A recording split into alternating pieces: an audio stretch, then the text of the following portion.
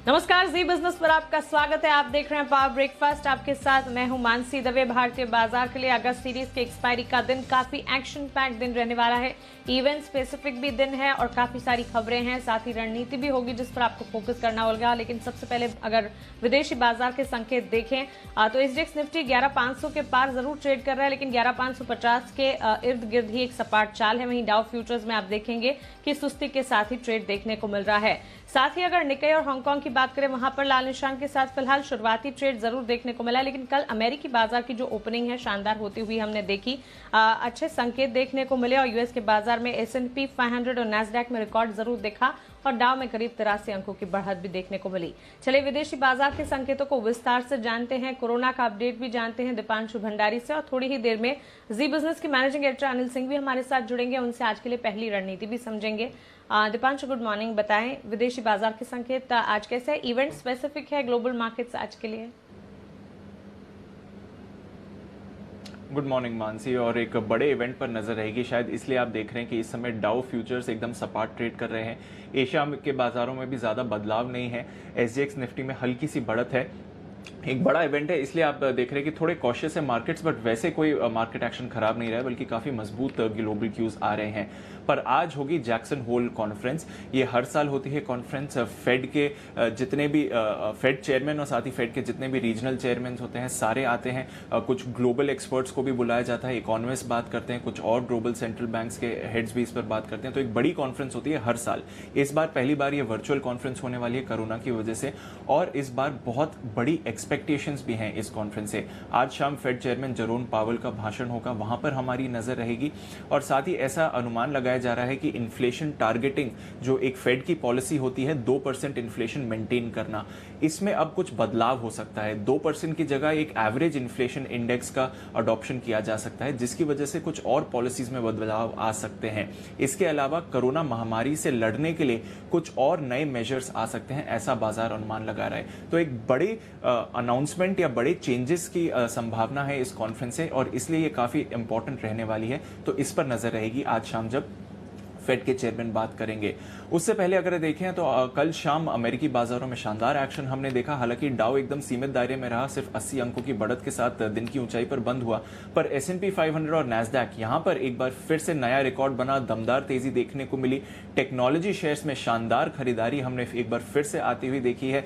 Netflix का share देखिए लगभग 12% का उछाल था, फेसबुक 8% की तेजी में रहा। Amazon, माइक्रोसॉफ्ट, एप्पल, इन सभी दिग्गज आईटी शेयर्स में भी हमने अच्छी खरीदारी देखी है। तो आईटी स्टॉक्स के दम पर एक बार फिर अमेरिकी बाजारों में भरपूर एक्शन देखने को मिला। कुछ इकोनॉमी से जुड़े स्टॉक्स में भी एक्शन रहा, रिटेल स्टॉक्स में भी अच्छी खरीदारी रही। तो अच्छा एक्शन था अमेरिकी बाजारों में। यूरोप के बाजार भी तेजी में ही रहे। कच्चा तेल दायरे में है वैसे, पर 5 महीने की ऊंचाई पर ही ट्रेड कर रहा है। जो गल्फ ऑफ मेक्सिको में तूफान आने वाला है उसके इम्पैक्ट को देखना पड़ेगा। उससे पहले थोड़ा क्वाइट ट्रेड था, पर 5 महीने की ऊंचाई पर है। गोल्ड में अच्छा रिबाउंड हमने आते हुए देखा है। आज के फेड के चेयरमैन के स्पीच से पहले गोल्ड में भी अच्छी खरीदारी थी। 2 हफ्तों की ऊंचाई पर गोल्ड है और वहां पर भी अच्छी खरीदारी देखने को मिली। तो अच्छा ही एक्शन आ रहा है, पर ये जो बड़ा इवेंट है जैक्सन होल, वहां पर हमारी नजर रहेगी। ठीक है, जैक्सन होल कॉन्फ्रेंस पर नजर रहेगी और अमेरिकी बाजार की कल जो क्लोजिंग है शानदार होती हुई देखने को मिली। लेकिन दीपांशु, कोरोना का अपडेट भी आप बता दीजिए। कोरोना का अपडेट मानसी उतना अच्छा नहीं है, क्योंकि भारत में रिकॉर्ड 76,000 नए मामले सामने आए हैं। 1000 से ज्यादा लोगों की मौत हुई है। ये बड़ा उछाल देखा है हमने भारत के नए मामलों में पिछले कुछ दिनों की गिरावट के बाद। इसलिए दुनिया भर के नए मामलों में भी हमने उछाल देखा है। भारत के अब जो एक्टिव मामले हैं वो 7,25,000 के करीब पहुंच चुके हैं। महाराष्ट्र, आंध्रा, यहाँ के नए मामलों में भी हमने बड़ा उछाल देखा है। तो अच्छी खबर भारत के लिए तो नहीं है जहां तक कोरोना का सवाल है। बाकी देशों की बात करें तो यूएस और ब्राजील के नए मामले गिर रहे हैं, पर यूरोप में लगातार तीसरे दिन नए मामलों में बड़ा उछाल देखा है। कल तकरीबन 26,000 नए मामले सामने आए, तो ये भी एक अच्छी खबर नहीं है। वैक्सीन को लेकर कुछ अच्छी खबरें जरूर है। मॉडर्ना, जिसका वैसे फेज 3 क्लिनिकल ट्रायल चल रहा है, उसके एक और अर्ली ट्रायल का डेटा आया है। जो अभी तक ट्रायल हो रहे हैं वो 18 से 55 की उम्र के बीच के लोगों के हो रहे हैं, पर ये एक सीनियर सिटीजन पॉपुलेशन पर भी इस वैक्सीन का ट्रायल करा गया था, 56 साल या उससे ज्यादा की उम्र के लोगों पर, और वहां पर भी इनकी वैक्सीन के अच्छे रिजल्ट्स आए हैं, बॉडी में अच्छा इम्यून रिस्पॉन्स पाया गया है। तो ये एक अच्छा संकेत है कि जो सीनियर पॉपुलेशन है वहां पर भी इनकी वैक्सीन अच्छे रिस्पॉन्स दिखा रही है। तो वैक्सीन को लेकर अच्छी खबर है। बाकी देशों के मामले गिर रहे हैं, पर भारत के नए मामलों में रिकॉर्ड उछाल एक बार फिर से देखने को मिला है। ओके दीपांशु, शुक्रिया ये तमाम जानकारी के लिए और हमारे साथ जुड़ने के लिए। आगे बढ़ते हैं और जान लेते हैं कि कल के कारोबारी सत्र में संस्थागत निवेशकों ने क्या किया। एफआईएस डीआईएस का एक्शन देखिए। एफआईएस कैश मार्केट में 1581 करोड़ की खरीदारी कर रहे हैं, लेकिन वायदा बाजार में एफआईएस की तरफ से 552 करोड़ की बिकवाली आती हुई देखने को मिली है और कैश मार्केट में डीआईएस की तरफ से 1195 करोड़ की बिकवाली है। तो सिर्फ कैश मार्केट में एफआईएस की तरफ से खरीदारी, वायदा बाजार में एफआईएस कर रहे हैं बिकवाली और कैश मार्केट में डीआईएस की तरफ से बिकवाली के आंकड़े। चलिए, आज अगस्त सीरीज की एक्सपायरी होने जा रही है। कहां कटेगी एक्सपायरी, इस पर जी बिजनेस ने एक महापोल कराया है। मंथली एक्सपायरी पर जानकारों का क्या मानना है, बताने के लिए हमारे साथ आशीष चतुर्वेदी जुड़ गए हैं। आशीष, गुड मॉर्निंग, बताएं। Good morning Mansi. कल देर रात जब हमने बाजार के जानकारों से बात की तो कहीं ना कहीं आप ये देखिए जो तेजी का रुख है वो बरकरार देखने को मिल रहा है, क्योंकि अधिकतर जो जानकार है वो मान रहे कि यहाँ से अगर आप देखें तो कल की जो क्लोजिंग हुई है वहाँ से आपको थोड़ी और तेजी देखने को मिल सकती है और एक्सपायरी जो है ऊपरी स्तरों पर होगी। सबसे पहले निफ्टी के जो लेवल्स हैं वो आपके सामने रख देते हैं। यहाँ पर करीब 59% बाजार के जानकार ये मान रहे हैं कि 11,550 से लेकर 11,650 के बीच में एक्सपायरी होगी। 34% बाजार के जानकारों का मानना है क्योंकि इतने दिनों में कंटिन्यूस तेजी देखने को मिल रही है तो हो सकता है कि एक पुलबैक देखने को मिले और 11,450 तक बाजार फिसल भी सकता है। केवल 7% बाजार में जानकार ऐसे हैं जो निफ्टी को फिलहाल अगर आज एक्सपायरी के दिन देखें तो 11,400 के नीचे देख रहे हैं। बाकी सभी के सभी अगर आप देखें तो मेजरली बुलिश ही नजर आ रहे हैं। निफ्टी बैंक में अगर आप देखें तो यहाँ पर जो है करीब 47% बाजार के जानकार ये मान रहे हैं कि 23,300 से लेकर 23,600 के बीच एक्सपायरी हो सकती है। 23,000 को एक बहुत अच्छा सपोर्ट माना जा रहा है, इसके नीचे जाने की संभावना बहुत कम है। केवल 16% बाजार के जानकार ये मान रहे हैं कि निफ्टी बैंक जो है 23,000 के नीचे जाएगा। सिमिलरली अगर आप देखेंगे तो 37% ये मान रहे हैं कि जो कल की क्लोजिंग है इसके आसपास ही आपको पूरे दिन ट्रेड देखने को मिलेगा, 23,000 से लेकर 23,300। लेकिन कुल मिलाकर देखा जाएगा तो जो अधिकतर जानकार हैं वो तेजी का ही ट्रेंड बता रहे हैं मानसी। बिल्कुल आशीष, शुक्रिया ये तमाम जानकारी के लिए और आप हमारे साथ बने रहें। आगे ब्रोकरेज का एक्शन भी आप बताइएगा। लेकिन चलिए अब रुक करते हैं हमारे स्पेशल सेगमेंट का, जहां हम रोज बात करते हैं जी बिजनेस के मैनेजिंग एडिटर अनिल सिंघवी से।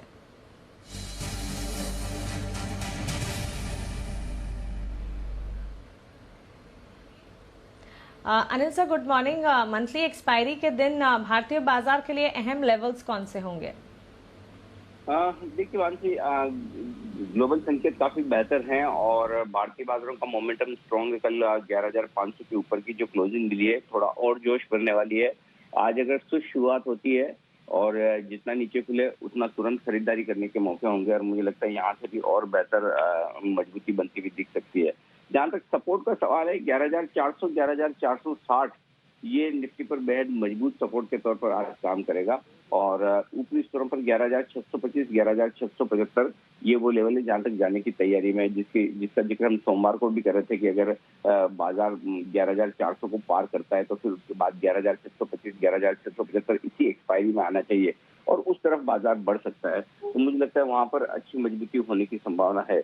बैंक निफ्टी भी अगर आप देखें तो बहुत मजबूत सपोर्ट बैंक निफ्टी पर भी है। 23,000 23,200 ये वो रेंज है जहां पर बैंक निफ्टी अच्छा सपोर्ट लेता हुआ दिख रहा है और ऊपरी स्तरों पर एक्चुअली 23,550 23,600 को पार किया तो उसके बाद सीधा है ना 400-500 पॉइंट की बड़ी तेजी के लिए बैंक निफ्टी तैयार होता दिखेगा। बीच में कोई ऐसा खास रुकावट का लेवल है नहीं।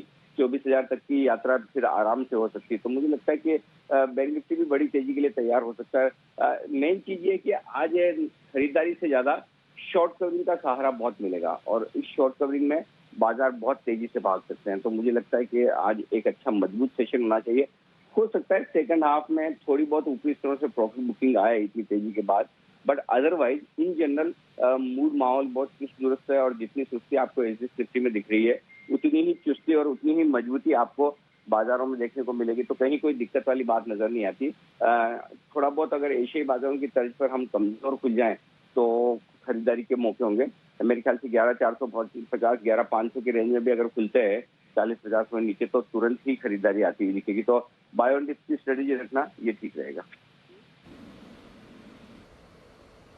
बिल्कुल अनिल जी, शुक्रिया ये तमाम जानकारी के लिए, हमारे साथ जुड़ने के लिए। तो बाजार में मजबूती जरूर देखने को मिलेगी, लेकिन क्योंकि मंथली एक्सपायरी का दिन है इसलिए वॉलेटाइल सेशन रहेगा। इसीलिए हर दी हुई रणनीति, हर दी हुए इंपॉर्टेंट लेवल्स को आपको ध्यान में रखना है। पहली रणनीति अगर देखिए, सपोर्ट लेवल्स 11,400 से 11,460 के निफ्टी में होंगे, 11,625 से 11,675 की ऊपरी लेवल्स होंगे। वहीं बैंक निफ्टी 23,000 से 23,200 के सपोर्ट जोन्स बैंक निफ्टी में काम करेंगे। वहीं 23,550 से 23,600 के ऊपर अगर जाता है तो 400-500 पॉइंट्स की ऊपर की रेंज शानदार बढ़त देखने को मिल सकती है। चलिए जान लेते हैं खबरों के दम पर आज कहां पर एक्शन देखने को मिलेगा। बताने के लिए देवांशी अशर हमारे साथ जुड़ गई हैं।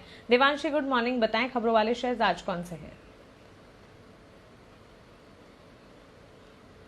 Good morning Mansi. आज सबसे पहले तो इवेंट्स पर नजर कर लीजिए। सेंचुरी टेक्सटाइल्स, इक्विटास होल्डिंग और उज्जीवन फाइनेंशियल्स पर आज नजर रखिए, क्योंकि वायदा बाजार में आज इनका आखिरी दिन है। सितंबर एक्सपायरी से ये तीनों स्टॉक्स वायदा बाजार से बाहर हो जाएंगे। साथ ही आरबीआई आज 10,000 करोड़ का ओएमओ करते हुए दिखेगी। जो अगला चरण है 10,000 करोड़ का, वो 3 सितंबर को होता हुआ दिखेगा। इसके अलावा अलकार्गो लॉजिस्टिक्स की आज बोर्ड की बैठक है, जहां पे डी लिस्टिंग पर आज कोई फैसला आता हुआ दिखेगा। इस पर आप नजर रखिए, क्योंकि प्रमोटर के पास 70% हिस्सा है और जो पब्लिक की 30% हिस्सेदारी है उसको खरीदने के लिए आज कोई फैसला होता हुआ दिखेगा।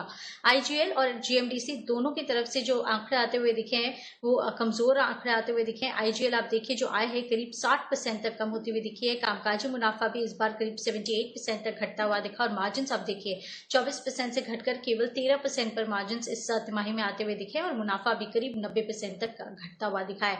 जीएमडीसी एबिटा लॉस आता हुआ दिखा 1 करोड़ का। साथ ही जो आय है उसमें भी 52 करोड़ की गिरावट हमने इस तिमाही में देखी है। मुनाफा आप देखिए करीब 48% तक इस तिमाही में बढ़ता हुआ दिखा है, लेकिन वो एडजस्टमेंट से ओवरऑल नंबर्स वीक आते हुए दिखे हैं। इसके अलावा आप देखिए जो आईसीआईसीआई बैंक और आईसीआईसीआई सिक्योरिटीज, इन दोनों पर आज नजर रखनी है, क्योंकि आईसीआईसीआई बैंक जो कि प्रमोटर हैं, इनको अपने मिनिमम शेयर होल्डिंग के नियम को ध्यान में रखते हुए करीब 2% तक का जो हिस्सा है वो आईसीआईसीआई सिक्योरिटीज में बेचना है। तो फिलहाल आप देखिए इस पर नजर रखिए। आने वाले 30 दिनों में या तो 1 महीने में आईसीआईसीआई बैंक आईसीआईसीआई सिक्योरिटीज में 2% हिस्सा बेचती हुई दिखेगी। एचईएल पर नजर रखिए। सरकार ओएफएस के जरिए कुल 15% तक की हिस्सेदारी बेच सकती है, जिसमें से बेस जो है वो करीब 10% हिस्सा बेचने का है। ग्रीन शू ऑप्शन करीब 5% का रखा है।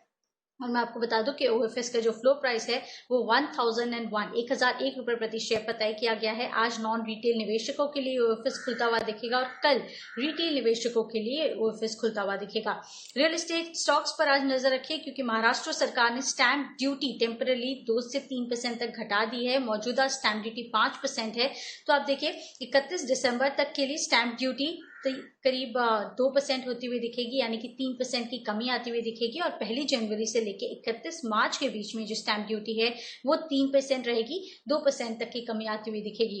तो इसी के चलते आज रियल एस्टेट जो स्टॉक्स है उसमें आज अच्छी तेजी आती हुई दिखेगी। और आखिर में पंजाब एंड सिंध बैंक्स और कई बैंक्स पर आप नजर रखिए, जहां पे दीवान हाउसिंग के लोन को फ्रॉड घोषित कर दिया है। 820 करोड़ के लोन के अकाउंट को फ्रॉड घोषित किया है। मैं आपको बता दूं कि 200 करोड़ की प्रोविजनिंग ऑलरेडी बैंक ने कर ली है और बाकी प्रोविजनिंग फिलहाल करते हुए दिखेगी बैंक। ओके देवांशी, शुक्रिया ये तमाम जानकारी के लिए। जी बिजनेस के खास शो बाजार आज और कल में एचडीएफसी सिक्योरिटीज के वीके शर्मा ने ऑप्शन की दमदार रणनीति बताई है। आइए उसे देख लेते हैं। अपोलो टायर एक छोटा ट्रेड लिया जा सकता है। 135 रुपए का कॉल 6 रुपए पे ले सकते हैं। 4.5 रुपए का आप इसमें स्टॉप लॉस रखें और टारगेट रहेगा 8.5 रुपए का। ये जो ऑप्शंस हैं ये सितंबर महीने के हैं। और रिलायंस के अंदर हम क्या करेंगे, दूसरा स्टॉक जो है कि 2140 की कॉल लेंगे 90 रुपए पे, उसका स्टॉप लॉस रखेंगे 75 रुपए और टारगेट रहेगा करीब 115। रिलायंस ने एक पहल की है, तो अगर इसमें फॉलो बाइंग आती है तो काफी अच्छा होगा। तो हर रोज शाम 7:30 बजे हमारे इस खास शो बाजार आज और कल में ऑप्शन की दमदार रणनीति और साथ ही बाजार का एक्शन सब कुछ हम आपके लिए पेश करते हैं। तो कमाना है मुनाफा तो 7:30 बजे की हमारी ये खास पेशकश बाजार आज और कल देखना बिल्कुल ना भूलें। ट्रेडिंग कॉल्स कुछ बता देते हैं आपको, जहां पर इंट्राडे नजरिया बनाकर आप चल सकते हैं। 7 कॉल्स कई सारी आई है, सारी खरीदारी की है। निर्मल बांग की राय एनआरबी बेयरिंग्स पर है, खरीदारी कीजिए। 100 के टारगेट्स के लिए 86 का स्टॉप लॉस लगाइए। न्यू इंडिया अश्योरेंस में खरीदारी की राय दे रही है। 128 के टारगेट्स के लिए 110 110 का एक स्टॉप लॉस लगाना होगा।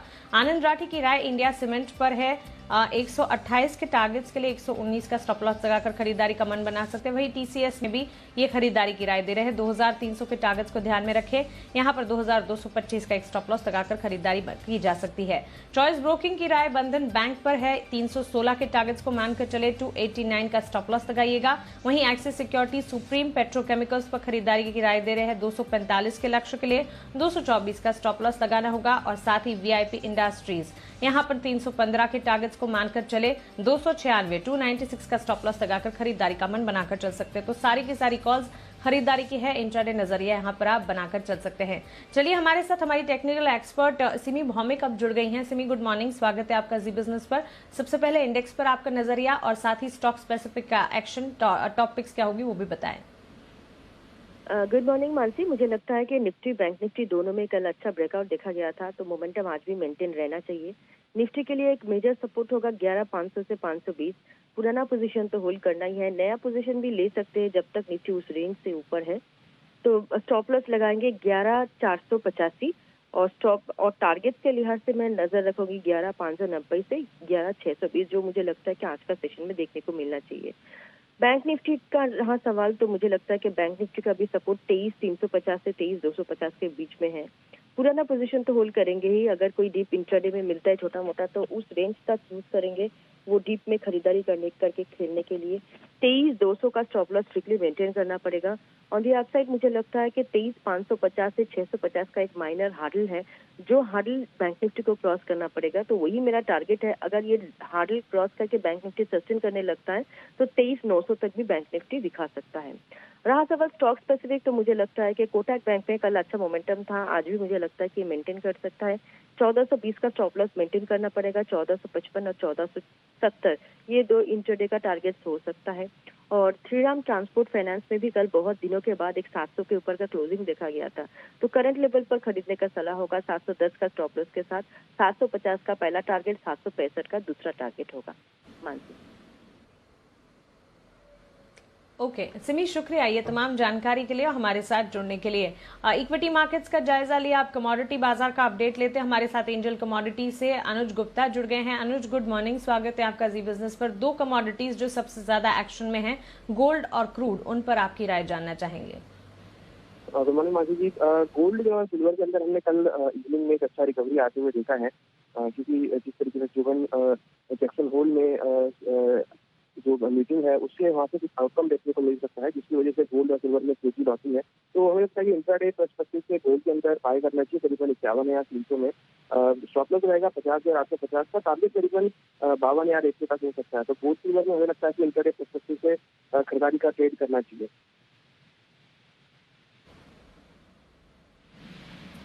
बिल्कुल, साथ ही क्रूड के फंडामेंटल्स जैसे देखने को मिल रहे हैं, इन्हें देखते हुए आपकी राय क्या होगी?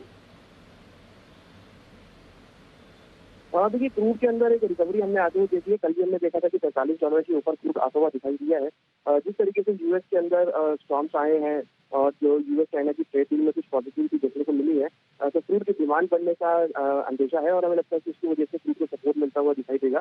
तो क्रूड के अंदर हमें लगता है कि बाइंग का ट्रेड ही करना चाहिए 3200 के आसपास। ऊपर में टारगेट करीबन 3290 तक हो सकता है, स्टॉप लॉस 3140 पे लगा सकते हैं। तो क्रूड के अंदर भी हमें लगता है कि पॉजिटिव ट्रेंड देखने को मिल सकता है। ओके, तो क्लियरली ये राय फिलहाल बुलियन मार्केट पर गोल्ड में खरीदारी की और क्रूड में भी खरीदारी की। लेकिन साथ ही अनुज, बेस मेटल्स पर एक बार आपका नजरिया हम जानना चाहेंगे। अगर लेड और जिंक को छोड़ दिया जाए, एल्यूमिनियम, निकल, कॉपर में अच्छी चमक देखने को मिल रही है, बढ़त के साथ यहाँ पर ट्रेड है। एक्शन आगे बेस मेटल्स में कहाँ देख रहे हैं आप? और देखिए, बेस मेटल को भी सपोर्ट मिलता हुआ दिखाई देगा, क्योंकि जिस तरीके से हमने एक रिकवरी आते हुए देखी है और इंडस्ट्रियल एक्टिविटी अब पूरी तरीके से स्टार्ट हो गई है, तो एक डिमांड जो है बेस मेटल की वो निकल कर आ सकती है। हमने देखा है कि पिछले 1 महीने में काफी अच्छा परफॉर्मेंस रहा है, ट्रेंड पॉजिटिव रहा है। तो उसकी वजह से हमें लगता है कि आगे भी ट्रेंड पॉजिटिव होने की उम्मीद है।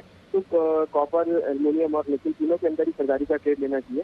पर्टिकुलर कॉपर की बात करें तो एक्सपेक्टेड करीबन 530 रुपए तक के लेवल कॉपर में देखे जा सकते हैं। ओके अनुज, शुक्रिया ये तमाम जानकारी के लिए और हमारे साथ जुड़ने के लिए। अब चलिए आगे बढ़ते हैं और वक्त है एफआईआर का, यानी कि एफआईआर इन्वेस्टमेंट रिपोर्ट्स का।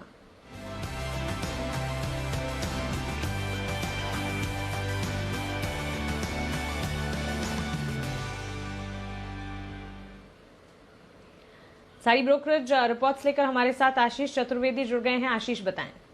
Good morning Mansi. IT sector पर एक जेफरीज की पॉजिटिव रिपोर्ट आई है, जहां पर ये कहा जा रहा है कि FY22 के बाद से अगर आप देखें तो बढ़िया रिकवरी एक्सपेक्टेड है।